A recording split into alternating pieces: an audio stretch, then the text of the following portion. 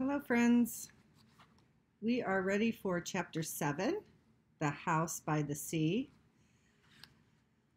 Um, and remember that we're thinking about the main idea as we're listening to the story, as you're listening to the story. Oh, Anne Marie, Ellen said with awe in her voice, it is beautiful.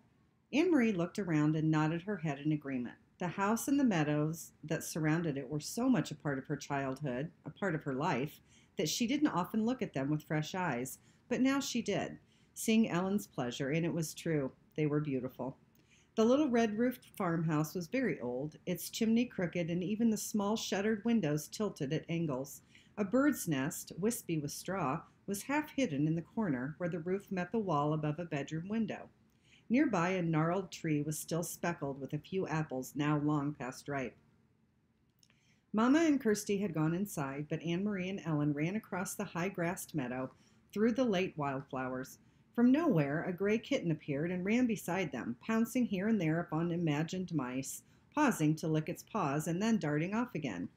It pretended to ignore the girls, but looked back often to be certain that they were still there, apparently pleased to have playmates.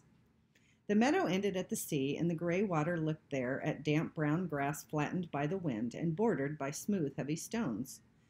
I have never been this close to the sea, Ellen said. Of course you have. You've been to the harbor in Copenhagen 1,000,000 times. Ellen laughed. I mean the real sea, the way it is here, open like this, a whole world of water. Anne-Marie shook her head in amazement. To live in Denmark, a country surrounded by water, and never to have stood at its edge? Your parents are really city people, aren't they? Ellen nodded. My mother's afraid of the ocean, she said, laughing. She says it's too big for her and too cold.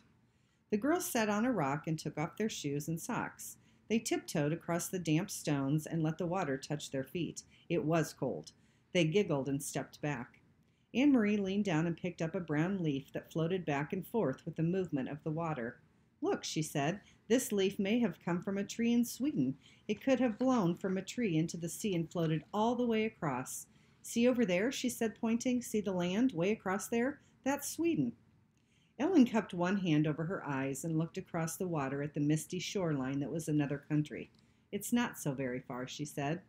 Maybe, Anne-Marie suggested, standing over there are two girls just our age looking across and saying, that's Denmark. They squinted into the hazy distance as if they might see Swedish children standing there and looking back, but it was too far. They saw only the hazy strip of land and two small boats bobbing up and down in the gray ruffles of separating water. I wonder if one of those is your Uncle Henrik's boat, Ellen said. Maybe, I can't tell. They're too far away. Uncle Henrik's boat is named the Ingeborg, she told Ellen, for Mama. Ellen looked around. Does he keep it right here? Does he tie it up so that it won't float away? Anne-Marie laughed. Oh, no. In town at the harbor, there's a big dock, and all the fishing boats go and come from there. That's where they unload their fish. You should smell it. At night, they're all there anchored in the harbor. Anne-Marie! Ellen! Mama's voice came across the meadow. The girls looked around and saw her waving to them. They turned, picked up their shoes, and began walking toward the house. The kitten, who had settled comfortably on the stony shore, rose immediately and followed them. I took Ellen down to show her the sea, Anne-Marie explained when they reached the place where Mama waited. She'd never been that close before. We started to wade, but it was too cold. I wish we'd come in the summer so we could swim. It's cold even then, Mama said. She looked around. You didn't see anyone, did you? You didn't talk to anyone. Anne-Marie shook her head. Just the kitten. Ellen had picked it up, and it lay purring in her arms as she stroked its small head and talked to it softly. I meant to warn you, you must stay away from people while we are here. But there's no one around here, Anne-Marie reminded her. Even so, if you see anyone at all, even someone you know, one of Henrik's friends, it's better if you come in the house. It's too difficult, maybe even dangerous, to explain who Ellen is. Ellen looked up and bit her lip. There aren't soldiers here too? She asked. Mama sighed. I'm afraid there are soldiers everywhere, and especially now. This is a bad time. Come in now and help me fix supper. Henrik will be home soon. Watch the step there, it's loose. Do you know what I've done? I found enough apples for applesauce. Even though there's no sugar, the apples are sweet. Henrik will bring home some fish, and there's wood for the fire, so tonight we will be warm and well fed. It is not a bad time then, Anne-Marie told her, not if there is applesauce. Ellen kissed the kitten's head and let it leap from her arms to the ground. It darted away and disappeared in the tall grass. They followed Mama into the house. That night the girls dressed for bed in the small upstairs bedroom that they were sharing, the same bedroom that had been Mama's when she was a little girl. Across the hall, Kirsty was already asleep in the wide bed that had once belonged to Anne Marie's grandparents. Ellen touched her neck after she had put on Anne Marie's flower-sprigged nightgown, which Mama had packed. "Where is my necklace?" she asked. "What did you do with it?" "I hid it in a safe place," Anne Marie told her, "a very secret place where no one will ever find it. And I will keep it there for you until it is safe for you to wear it again." Ellen nodded. "Papa gave it to me when I was very small," she explained. She sat down on the edge of the old bed and ran her fingers along the handmade quilt that covered it.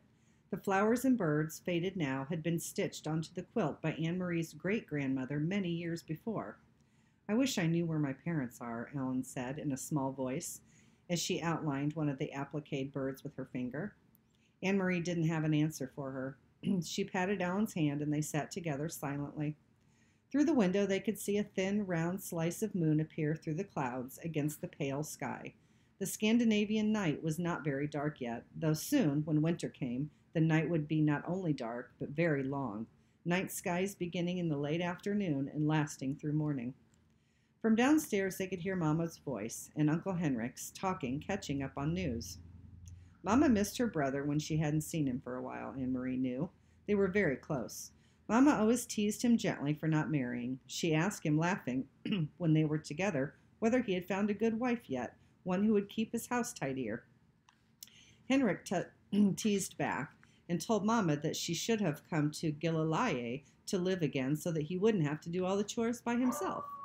For a moment, to Anne Marie, listening, it seemed like all the earlier times, the happy visits to the farm in the past with summer daylight extending beyond bedtime, with the children tucked away in the bedrooms and the grown-ups talking downstairs. But there was a difference. In the earlier times, she had always overheard laughter. Tonight, there was no laughter at all. The next chapter is called There Has Been a Death. Have a good afternoon.